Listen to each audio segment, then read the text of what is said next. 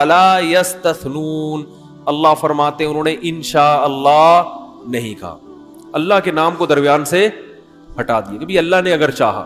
کیونکہ لبرل آدمی کہتا ہے کہ اللہ کے چاہنے سے کیا ہوتا ہے. جو بے دین لوگ ہیں نا وہ کہتے ہیں یہ اللہ کو ہر درمیان میں کیوں لے کر آئے. دیکھو پہلے لوگوں میں منافقت نہیں تھی، وہ سمجھتے تھے کہ اللہ کو درمیان میں لانے کا مطلب کیا ہے، ورنہ کتنا ٹائم لگتا ہے انشاءاللہ کہنے میں. بھائی وہ باغ والوں نے کہا کل ہم باغ کاٹیں گے ضرور، قسم اٹھا کے کہا ہم ضرور کاٹیں گے. یہ نہیں کہا کہ اگر اللہ نے چاہا. اور بڑی سزا ملی کہ وہ باغ پر کوئی مصیبت آئی اور باغ تباہ ہو گیا. انہیں احساس ہوا کہ ہم اگر یہ کہہ دیتے کہ اللہ نے چاہا تو یہ باغ ہمارا تباہی سے بچ جاتا. اب میں سوال پوچھتا ہوں کہ اتنا سا لفظ اگر اللہ نے چاہا تو یہ اگر چھوٹ بھی گیا تھا کسی سے، ہم تو دن رات ہماری زبان سے چھوٹ جاتا ہے نا. ارے بھائی ہم دن میں کتنے کام کر رہے ہوتے ہیں، میں چوتھی شادی کروں گا انشاءاللہ کہنا بھول گئے. اب یہ سزا تھوڑی ملتی ہے کہ پچھلی 3 بھی مر گئیں. مجھ سے ہو جاتا ہے اس طرح کی، ہو سکتا ہے ہو گئی ہوں، انشاءاللہ کہنا بھول گیا ہوں میں، لیکن اتنی بڑی سزا تھوڑی ملتی ہے. آپ سے یہ مثال دے رہا ہوں بھائی، اس کو سیریس نہ لیں. تو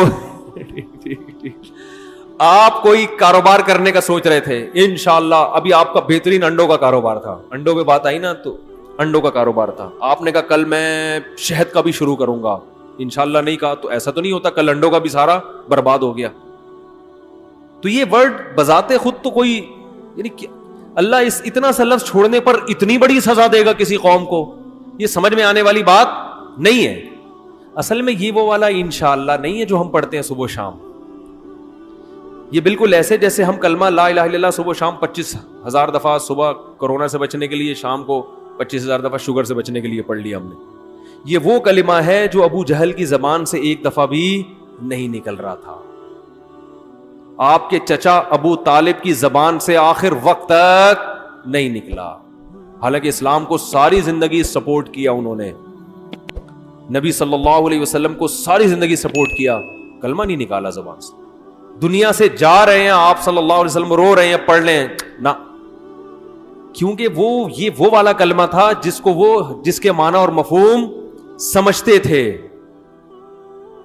کہ لا الہ الا اللہ کا مطلب ہے اللہ کے سوا کوئی عبادت یعنی غلامی کے لائق نہیں ہے. اس کا مطلب سب ایک طرف، یا تو ہوتا نا اللہ بھی غلامی کے لائق ہے تو یار چلو تھوڑی اس کی کر رہے ہیں تو اللہ کی بھی کر لیں گے. جیسے ہندو کہتے ہیں اگر ہم اتنے سارے بھگوان ہیں ہمارے تو ایک اللہ بھی ہو گیا، چلو مسلمانوں، تبھی ہندو مزاروں پہ بھی جاتے ہیں، پتہ ہے نا آپ کو، داتا دربار کے مزار پہ بھی. اور وہ کہہ رہے ہیں یار جب اتنے سارے پتھروں کے بنے ہوئے بت سے کچھ ہو سکتا ہے تو جہاں 38,000 بت ہیں خدا ہیں تو 2-4 مسلمانوں کے بھی اس میں بزرگ لے آؤ، تو کیا جا رہا ہے اس میں.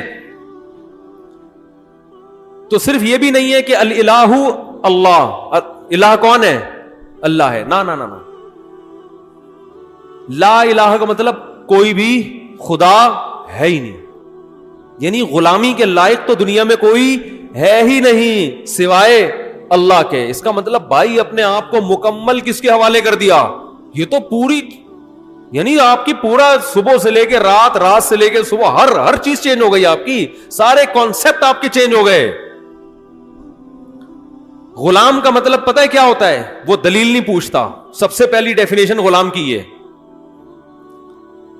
کوئی نوکر ہو، باس نے اس گھنٹی بجائی، وہ آیا، سر آپ نے کہا چائے چاہیے، آپ باس تھے، آپ نے کہا چائے چاہیے، ایک دودھ پتی لے آؤ. وہ کہہ رہا ہے سر دیکھیں دودھ پتی جو ہے نا، آپ کو پتہ ہے کیفین، سلیمان احمد صاحب نے ایک ورک شاپ کروائی تھی، اس میں بتایا تھا کہ کیفین صحت کے لیے کیا ہے؟ نقصان دہ.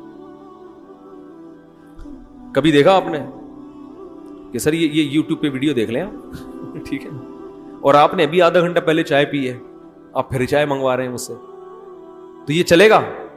یہ نوکر ہے، غلام نہیں ہے. غلام نوکر سے اور نیچے کی چیز ہوتی ہے، صحیح ہے نا، اور یہ سرونٹ ہے، یہ غلام تھوڑی ہے. تو وہ دلیل وہ تھپڑ لگائے گا، بولے گا تجھے میں نے دودھ پتی کا بولا ہے اور تیری وجہ سے ہی بولا ہے میں نے 2 دودھ پتی اس لیے بولی ہے کہ ایک دودھ پتی تو میں ویسے پیتا ہوں اور ایک اس لیے کہ تو جو ٹینشن دے گا نا اس ٹینشن کے لیے میں الگ سے اضافی منگوا رہا ہوں.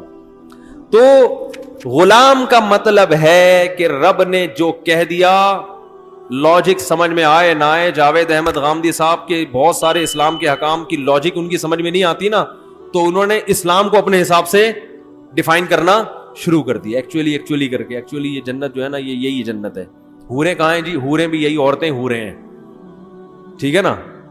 تو چونکہ ان کو سمجھ میں نہیں آ رہا تھا یار، کوئی مشک و عنبر کی الگ سے بھی اللہ نے کوئی عورتیں بنائی ہوں گی، کیونکہ سائنسدان اس چیز کو مانتے نہیں ہیں کہ الگ سے بھی، وہ تو جتنا سائنٹیفک باتیں آپ کریں گے لوگ مانیں گے نا۔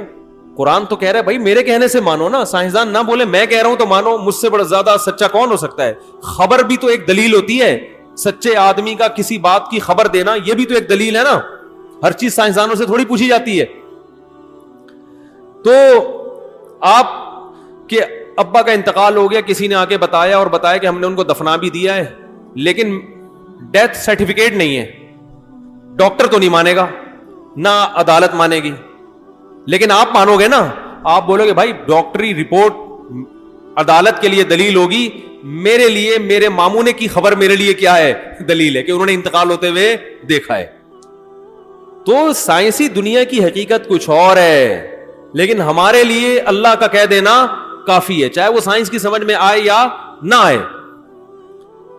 تو وہ ابو لہب، ابو طالب، ابو جہل یہ سمجھتے تھے کہ لا الہ الا اللہ کا مطلب کیا ہے۔ انہوں نے جو لا الہ الا اللہ کہنے سے انکار کیا نا، اس کی سزا ہمیشہ کی جہنم۔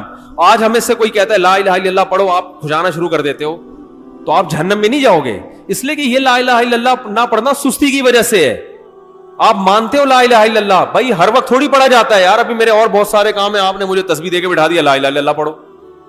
ابو جہل سے ایک دفعہ پوری زندگی نہیں نکلا زبان سے، صحیح ہے نا، ہمیشہ کی جہنم میں۔ اور ہم سے ہو سکتا ہے 100 دفعہ کہلوایا جائے اور ہم 99 دفعہ نہ پڑھیں، لیکن ہمیں وہ سزا نہیں ملے گی، کیونکہ ہمارا انکار کرنا اس بیس پہ نہیں ہے جس بیس پہ ابو جہل نے انکار کیا تھا۔ سمجھ میں آ رہی ہے بات؟ ہمارا انکار اس بیس پہ نہیں ہے، ہم تو مانتے ہیں، ہم تو انکار تو نہیں کر رہے، پڑھنے سے انکار کر رہے ہیں نا، کہ بھائی شیخ صاحب نے کہا تھا لا الہ الا اللہ صبح پڑھنا ہے، آپ نہیں پڑھ کے آئے، کیوں نہیں پڑھا؟ سر مجھے نیند آ رہی تھی، مجھ سے نہیں پڑھا جا رہا، تو تھپڑ لگے گا ایک، جہنم میں بھی نہیں جاؤ گے، بس زیادہ سے زیادہ کلمے کی تسبیح چھوٹنے کا گناہ ملے گا آپ۔ تو یہ جو انشاءاللہ تھا نا، اب جو اس قوم ان باغ والوں کو کہا گیا کہ انشاءاللہ کہو، انہوں نے انشاءاللہ نہیں کہا، اس لیے کہ یہ وہ تگڑا انشاءاللہ تھا جس کا مطلب وہ سمجھتے تھے، اور ہم جو صبح شام انشاءاللہ ماشاءاللہ کرتے رہتے ہیں، وہ ہوا، اس کا وزن ہوا سے زیادہ نہیں ہے۔ وہ جو انشاءاللہ تھا نا، اس کا مطلب پتہ ہے کیا تھا؟ کہ اللہ نے چاہا تو ہم کل باغ کاٹیں گے۔ نہیں آئی بات؟ اب میں اس کو ذرا آج کے مثال دے کے سمجھاتا ہوں۔ آپ کا ایک پلاٹ نکل آیا، بھائی قرآن اندازی میں آپ کے نام ہو گیا اور کروڑوں روپے کا پلاٹ تھا، لیکن کوئی لینڈ مافیا وہاں پہ بیٹھی ہوئی ہے، وہ چاہے گا تو آپ کو پلاٹ الاٹ ہوگا، ورنہ پورے ڈاکومنٹس کس کے ہاتھ میں ہیں؟ بولو بھائی، اس کے ہاتھ۔ تو جب آپ سب سے پہلے تو اس کے پاس جاؤ گے، سر میرا یہ پلاٹ نکلا ہے، ایسے بات کرو گے نا، اور ساری رات آپ کو پلاٹ سے زیادہ اس آدمی کے خواب آئیں گے کہ سر سے کل میں ملوں گا کیسے، کیونکہ وہ چاہے گا تو یہ ملے گا، وہ نہیں چاہے گا تو کخ بھی میرے ہاتھ میں آنے والا نہیں ہے۔ رات بھر آپ کی نیند میں یہی، یار اس کو پلاٹ گیا ایک طرف، بلکہ وہ اتنا پاورفل ہے کہ یہ پلاٹ میرے نام نہیں بھی نکلا تو جس کا نکلا ہوگا نا وہ بھی میرے نام ہو جائے گا میرے نام پلاٹ نکلنا ضروری ہے بھی نہیں، اتنی پاور ہے اس کو۔ تو اب آپ پلاٹ سے زیادہ کس کو فوکس کرو گے؟ اس آدمی کو فوکس کرو، اور جب پلاٹ آپ کے نام نکلے گا تو اس میں اس کا بھی حصہ ہوگا۔ مٹھائی کے بغیر اگر آپ چلے گئے تو وہ بڑی صلواتیں سننے کو ملیں گی آپ کو، یار ہم نے تمہیں دیا اور مٹھائی ہمارا حصہ نہیں دے رہے، اور مٹھائی کا مطلب مٹھائی نہیں ہوتا، جتنی پلاٹ کی قیمت ہے اس کی پرسنٹیج ہوتی ہے۔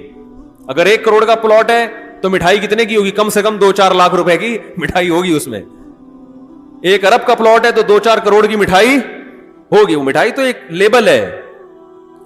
تو اب جب ان باغ والوں نے یہ کہا کہ اگر اللہ نے چاہا تو یہ باغ کا پھل ہم کل کاٹیں گے. تو اس کا مطلب یہ ہوا کہ بھائی اللہ کے بغیر تمہیں یہ باغ کا پھل نہیں ملے گا. تو اس کا مطلب یہ ہوا کہ یہ اللہ کا تم پر احسان ہے, تمہاری اپنی محنت کا رزلٹ نہیں ہے.